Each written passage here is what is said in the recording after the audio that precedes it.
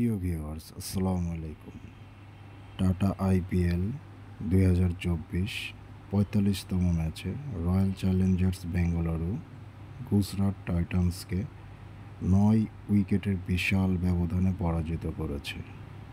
Gujarat Titan আগে bat করে 200 run সংগ্রহ করে। পরবর্তীতে রয়্যাল চ্যালেঞ্জার্স বেঙ্গালুরুকে 201 রানের টার্গেট দেয় তারা। আজ রয়্যাল চ্যালেঞ্জার্স বেঙ্গালুরু হয়ে বিরাট কোহলি 44 বলে 76 রানের একটা ইনিংস উপহার দিয়েছেন।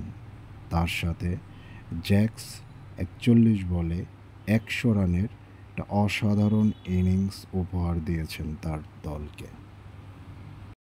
পয়েন্ট টেবিলে আরসিবি 10তম অবস্থানে অবস্থান করছেন। গুজরাট টাইটান 7 নম্বর অবস্থানে অবস্থান করছে।